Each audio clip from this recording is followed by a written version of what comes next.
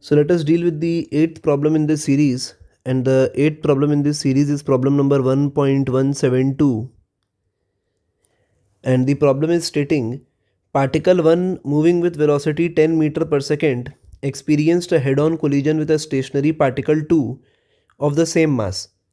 As a result of the collision, the kinetic energy of the system decreased by 1%. Find the magnitude and direction of the velocity of the particle 1 after the collision.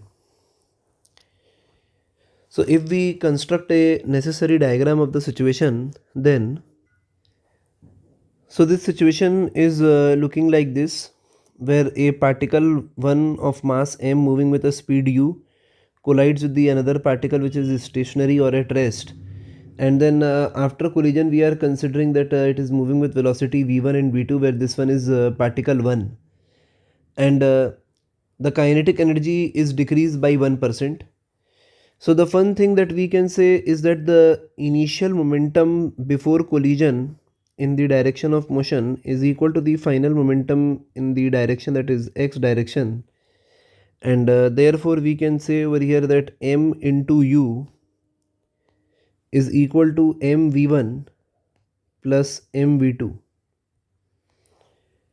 and mu we are referring as momentum p. So over here we can say p, which is equal to mu, can be written as 10 times of u, and this is the first aspect that we have, 10 m, actually the mass is m.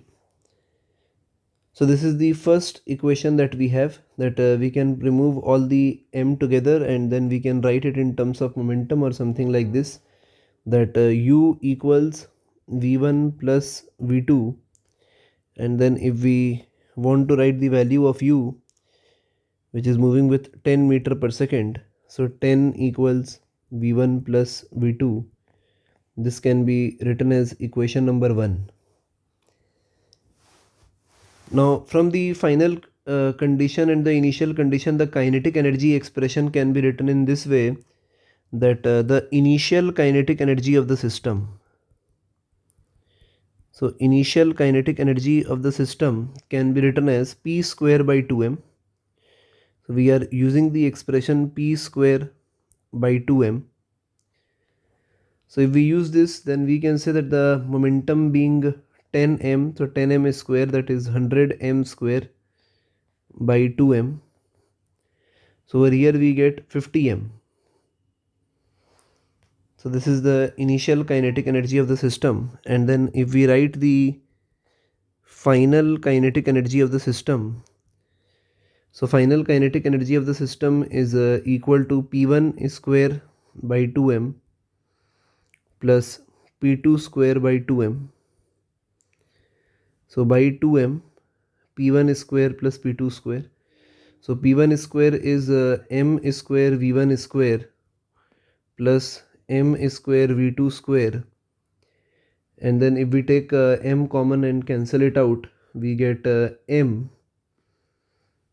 v1 square plus v2 square by 2.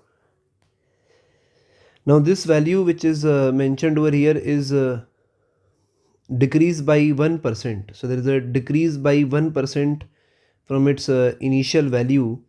So if we decrease 1% of the initial value, then we can say that the final kinetic energy, which is v1 square plus v2 square by 2, so we can say that it is left with the 99% value. So 99% means 0.99 times of 50m.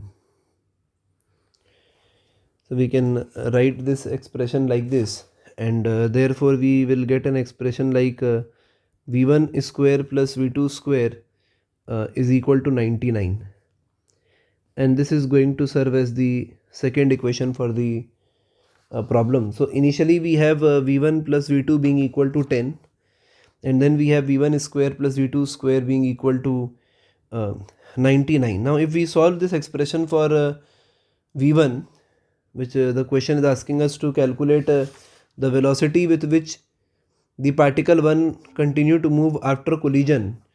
So if we solve for v1, then we obtain v1 as 0.05 meter per second.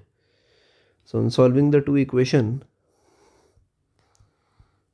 we obtain that the value v1 is equal to 0.05 meter per second, which can also be written as 5 centimeter per second. In the same direction, the value is positive, so we can say it will continue to move in the same direction with velocity 5 centimeter per second.